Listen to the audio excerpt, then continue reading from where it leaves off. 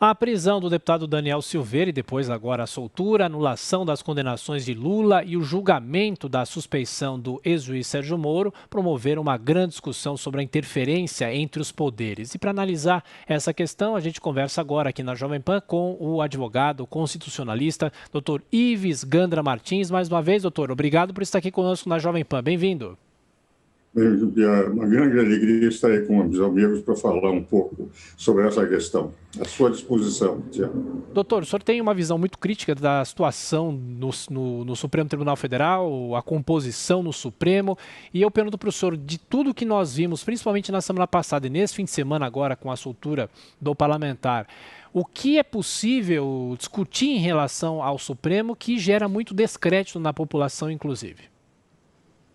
De rigor, em primeiro lugar, eu quero deixar muito claro que eu entendo que não só todos os ministros são extremamente competentes, são grandes juristas, como, por outro lado, a idoneidade deles não se discute.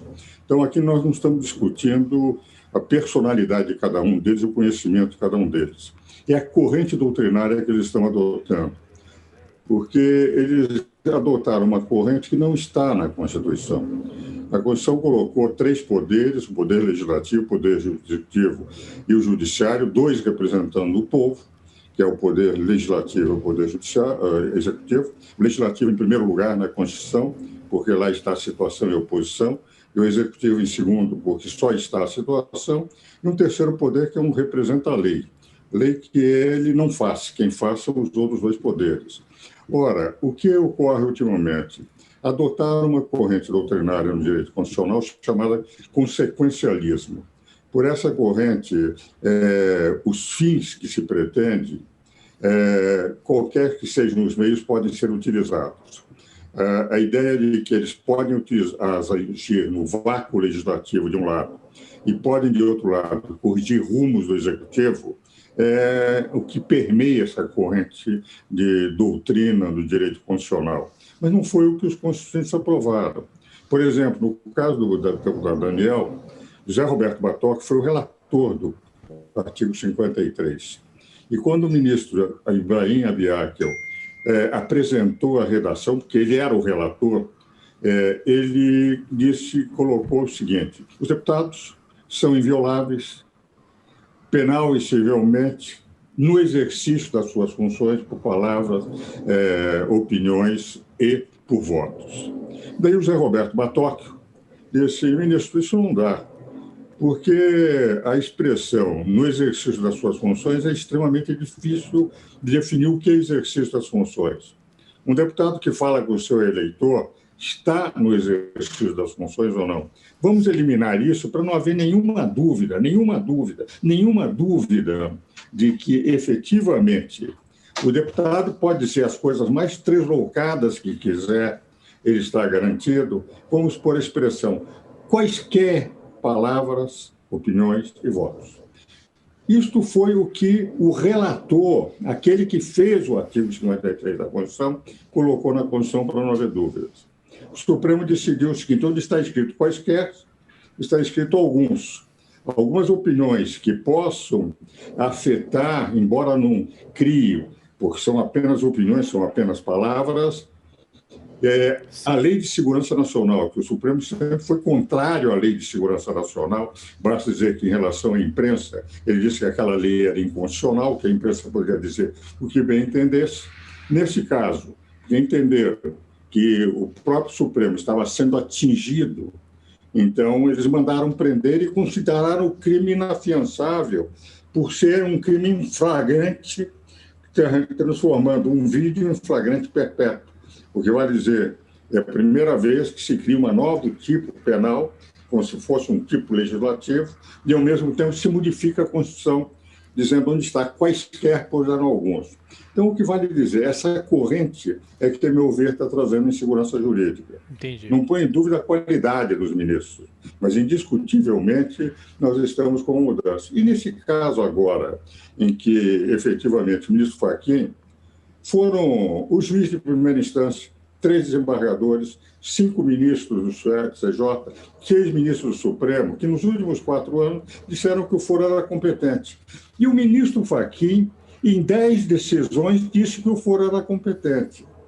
Agora, em embargos de declaração de um habeas corpus, o ministro Fachin, e eu respeito muito, é um belo professor na Universidade Federal do Paraná, já participei de bancas de mestrado, até de bancas de professor titular na universidade, é uma grande universidade, a Faculdade de Direito da Universidade do Paraná, então não se põe em discussão, claro. Mas em embargos de declaração de habeas corpus, ele pega e modifica toda a jurisprudência, quase que desmoralizando as suas próprias decisões anteriores e todos os julgadores que consideraram que aquele foro era competente. Doutor Ives. Então, o que me parece é que essas mudanças, essas instabilidades, essas alterações de rumo do próprio Supremo, pretendendo se transformar mais num poder político do que num poder judiciário, que é próprio dessa corrente doutrinária. Esse é o aspecto. Eu sou daqueles em que entendo que os poderes são harmônicos, independentes, como foram aprovados na Constituição, onde eu participei de audiências públicas. Mas eles estão hoje raciocinando numa corrente em que o poder supremo é o Supremo Tribunal Federal, que pode corrigir rumos do Executivo, pode alterar a legislação do Poder Legislativo, no sentido de que os bons fins que eles estão pretendendo podem ser justificados por meios de uma flexibilidade monumental no campo do direito. Doutor Ives Gandra, na sequência agora a gente tem a pergunta de José Maria Trindade, seguindo aqui na nossa entrevista. Zé Maria. Pois é, o senhor disse muito bem, eu me lembro que o doutor Ulisses nos presenteou com os anais dos debates da Constituinte e previa, no futuro haverá divergências e isso aqui poderá seguir de guia para os julgamentos, ou seja, a intenção do legislador. Essa palavra quaisquer foi incluída em 2001, numa emenda até, uma indicação da então deputada Cidinha Campos. Mas eu queria perguntar para o senhor, doutor, sobre as consequências deste posicionamento, que é um posicionamento novo do Supremo Tribunal Federal. O que pode advir exatamente desta postura do Supremo? A impressão que eu tenho é que, se não houver uma correção dos próprios ministros, nós vamos ter uma insegurança jurídica permanente, porque eles vão crescendo. Os senhores veem o seguinte, eu advogo há 63 anos, e sou professor de direito há quase 60 anos. Sempre o Supremo Tribunal Federal foi um poder, um legislador negativo. Então, tinha segurança jurídica. Como eles não interferiam na ação do Poder Executivo e do Poder Legislativo, eles só decidiam se uma lei é constitucional ou inconstitucional, mas não procuravam mudar a legislação, não procuravam efetivamente. Então, a insegurança jurídica é o primeiro fruto dessa posição. O segundo fruto é que o Supremo, que sempre foi respeitadíssimo, hoje é mais temido do que respeitado. Nós vemos como, enfim, o povo hoje se refere, conhecem os 11 ministros, e a impressão que se tem é que há uma parte do povo que gosta do Supremo e outra parte que, efetivamente, a essa altura, toma posições políticas. E o próprio debate que se faz hoje no Supremo não tem aquela, eu diria, dignidade que nós tínhamos nos debates anteriores, com Cordeiro Guerra, Moreira Alves, Galotti, Sidney Sanches, Ilmar Galvão, em que eles podiam ser veementes, mas nunca se agrediam. Esse nessa própria semana passada, quando o ministro Marco Aurélio se refere ao ministro Alexandre de Moraes, e os dois são grandes ministros. Eu tenho livros escritos tanto com um quanto com outro, tanto com Marco Aurélio quanto com Alexandre de Moraes. Tenho um grande respeito pelo conhecimento jurídico deles, mas um chamou o outro de xerife. Quer dizer, uma agressão típica de políticos.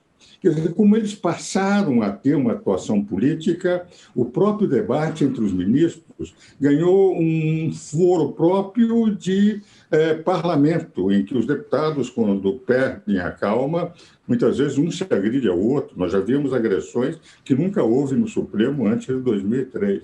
Então, essa insegurança jurídica que eu acho que não é bom para a nossa democracia. Lembra-se, o Poder Judiciário, o Supremo, foi eleito por um homem só. Por pior que seja o parlamento, foi eleito por 140 milhões de brasileiros. E o executivo por 140 milhões de brasileiros que decidiram quem é que queriam lá colocar. O Supremo foi escolhido por um homem só, o presidente da República, que escolhe quem ele quiser. porque não é como, por exemplo, o STJ, TST, etc., que tem regras dentro da Constituição. Claro. E, doutor? Então, basta um critério pessoal do presidente da República. Sim, sim. E, doutor, sobre a prisão do Daniel Silveira, o que significou essa prisão, essa atitude do Alexandre de Moraes? Foi uma decisão própria dele ou realmente em nome do STF? Pode-se falar o que se pensa sobre o STF, ainda mais um deputado, ou a partir de agora não mais existe esse perigo realmente de ser preso? Veja o seguinte, a decisão, a meu ver, foi equivocada, porque, de rigor, o artigo 53 não permite uma prisão, quaisquer que sejam as posições. E eu não defendo em nada o que disse o deputado Daniel. Mas ele tinha o direito de dizer pelo artigo 53, como eu mostrei aos senhores, o José Roberto Batotti, na emenda 35, corrigiu aquilo que o relator Ibrahim Abiaco queria colocar naquela emenda. Isto é, o artigo 35, a interpretação de quem fez a Constituição, não de quem modificou, porque o Supremo modificou a Constituição, de que eram quaisquer que fossem as opiniões por mais três locais. Agora, quando o ministro Alexandre de Moraes decidiu, eu já participei em bancas de doutoramento com ele, tenho livros escritos com ele, tenho uma grande admiração por ele, mas quando ele decidiu, a meu ver, a decisão foi extremamente equivocada. Mas para uma espécie de apoio, já que a crítica era feita pelo deputado ao Supremo Tribunal Federal, ele teve o aval dos outros 10 ministros que, levando para o plenário concordou. E o que é pior, a meu ver, para a democracia brasileira, quando a questão foi para a Câmara dos Deputados, a Câmara dos Deputados deveria dizer: nós vamos corrigir aqui, nós vamos punir o deputado aqui, mas ele não pode ficar preso. Mas a Câmara dos Deputados, quase todos os deputados, não quase todos, mas uma parte dos deputados sendo investigados com processos dentro do Supremo, etc., tem a impressão que eles, naquele momento, abdicaram de um direito que eles tinham, de dizer: não permitimos a prisão e nós vamos julgar aqui e vamos punir. Porque, da mesma maneira como o deputado falou, não era de atingir a dignidade dos ministros do Supremo, como o deputado fez. Então, a meu ver, nós estamos num momento de grande insegurança jurídica, provocada porque nós deixamos de ter, na Suprema Corte, com toda a categoria, conhecimento e idoneidade dos ministros, uma corte da lei. Eles, além de serem uma corte da lei, o artigo 102, guardião da Constituição, eles passaram a ser um poder político também.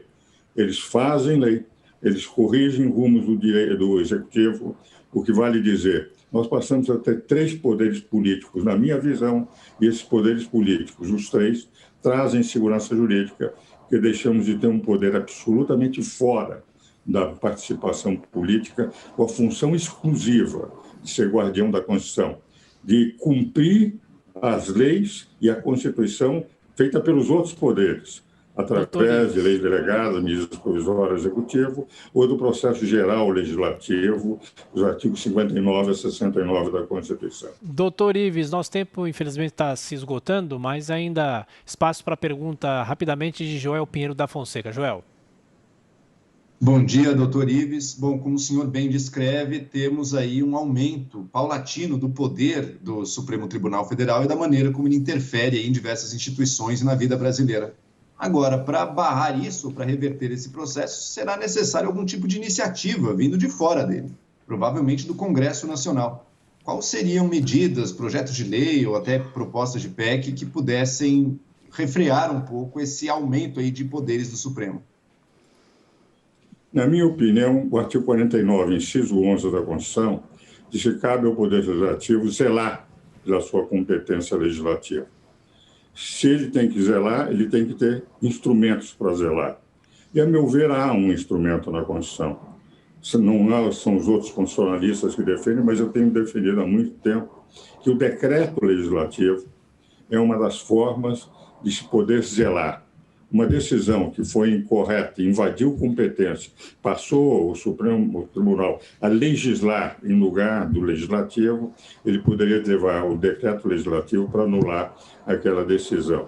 Mas essa é uma matéria que eu acho que poderia ser corrigida as invasões de competência do Supremo Tribunal Federal, mas não é aceita por todos os constitucionalistas e, por outro lado, eu tenho a impressão que falta coragem ao Poder Legislativo para zelar pela sua competência, como manda o artigo 49, inciso 11 da Constituição.